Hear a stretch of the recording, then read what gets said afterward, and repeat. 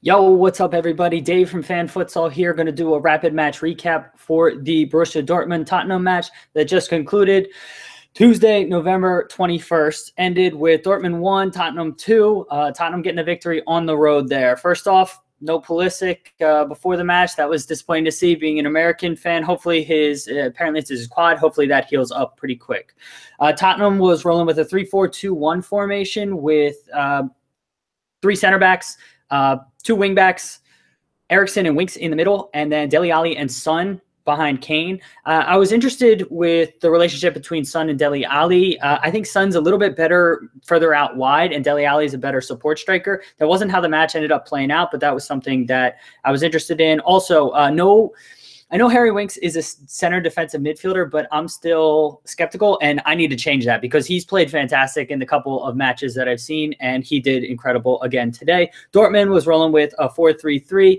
They've been struggling immensely. That obviously continued today. The formation listed Kagawa as a winger, but clearly Guerrero was more of the winger. Also was interested to see how Zagadou and Berkey played because I don't think they played too well. The last match I watched, Dortmund versus Stuttgart. Zagadou, I thought, well, we'll get to how they thought. I'm just giving you my pre-match thoughts, and then Aubameyang coming back at this point. They sorely missed him this past weekend due to his suspension, and so I was interested to see how he would impact the team. Obviously, he impacted them very well. Match kicked off.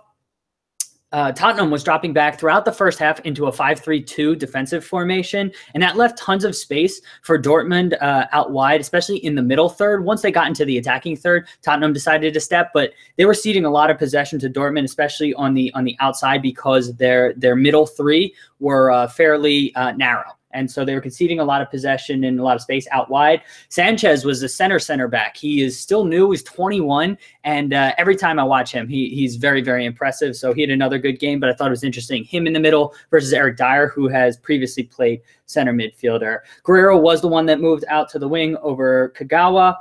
Son played higher than Dele Alli pretty much throughout the match, but especially in the first half. Dele Alli was dropping very, very deep to collect the ball, and he wasn't effective. That changed in the second, and that was good for Tottenham. Tottenham outside backs were bombing forward, and they were looking for them on the long. Tottenham was looking for them on long cross-field switches, and that was proving somewhat effective throughout the half. I noted this in my last Dortmund video of the analysis with Stuttgart. For whatever reason, when their wingers, or when Dortmund has the ball in the attacking third, so the final third of the pitch, for whatever reason, their opposite wingers get so tight in. And at this point, it must be something tactical that Peter Bosz sees and is instructing them to do, but they're getting so tight in, and they're very, very close to the strikers. So when a ball is played across, there's no one coming in at the far post because the fullback isn't there, and the timing is all off. And clearly they're being instructed to do it, but it's not working. What they need to do is stay further out wide, and then as the ball is being played, then kind of condense into that space. But that's something that clearly they're being instructed to do, and I'm not sure why, to be honest. 19th minute, Aubameyang has to finish that flick over the top from Yarmolenko. That's pretty straightforward. Tottenham was testing Zagadou, I thought, throughout the first half of the match, and I thought he came through very well. I thought he played pretty well for being tested so hard as an 18-year-old center back. I thought he did pretty well. I thought Weigl was playing well in the first half, controlling possession, playing well defensively. He did well. Dele Alli was playing deeper, said that. Fantastic goal, starts with possession. So Dortmund's goal, it started with a long string of possession, which Tottenham was ceding to Dortmund. Then what happened is Guerrero actually made a looping run back to the ball. So he actually came behind, I believe it was Kagawa, may have been Götze. I don't remember who exactly had the ball, but it's incredibly tough to track that run. So Aurier was the outside back who probably should have been tracking the run, but as the guy's checking back to the ball, you kind of pass him off to the midfield, and when Guerrero loops in front of the midfield, again, it's just a really, really tough run to track. And so that was a very creative run, which played it into, I think Weigl ultimately played into Yarmolenko, who had the back heel finish. Aubameyang had the really composed finish. But I just thought it was a fantastic run from Guerrero to set that whole thing up. Aubameyang should have gotten the yellow for slapping Sanchez's head. I don't know what the referee, who was standing literally right there, the fifth official or whatever the hell those guys are called, I don't know what he was looking at. Definitely should have done that.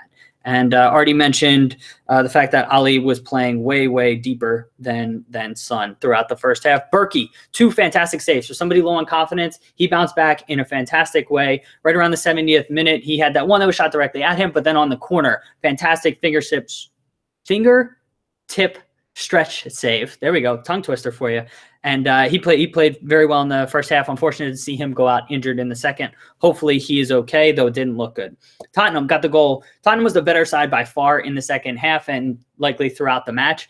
They got a goal very quickly into the second half. Tolian with an absolutely terrible giveaway after some pressure from Dele, I believe is who put the pressure on. And then Dele then worked it to Kane. And Kane, even though he stumbled with his control, he's Kane, so he was able to get the shot off onto target and put the ball in the back of the net because that's what he does. So great work by him there. Pressing. So Spurs in the second half, they were pressing their outside backs much higher. So in the first half, I was saying they were dropping into a 5-3-2 and just seeding those outside spaces. In the second half, Aurier and Danny Rose were being told, or what I would assume being told, we're definitely getting higher up the pitch and putting more pressure onto Dortmund and not giving that space that Dortmund had in the first half, and Dortmund couldn't really adjust. Dele Alli definitely was playing higher in that second half too, up closer to Son and Kane, and that obviously was effective for Tottenham as well. Dortmund just couldn't get anything going in the second half. I thought Winks, I said it before, I thought he played fantastic. I got to stop doubting him. He doesn't have the physical stature of like Moussa Dembele and Sissoko, who both came on and just were physically dominant, but he was absolutely fantastic, Harry Winks, throughout the match. Dele Alli on Dortmund's second goal, he just did fantastic work.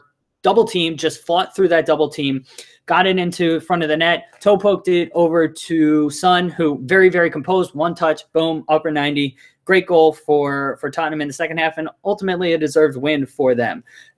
2 subs, Dembele and Sissoko coming on. They were obviously very defensive, big guys, just going to shut down the match, and they were effective at doing that. So overall, a pretty fair result. Dortmund really needs to get their act together. I enjoyed it. That was the Dortmund-Tottenham Champions League match, November 21st, Tuesday. Hope you enjoyed it. Let me know your thoughts on the match. Do you agree with my analysis? Do you disagree? Anything I missed? Please let me know in the comment section. I will talk to you guys again very soon. Thanks for watching. See you, everyone. Bye.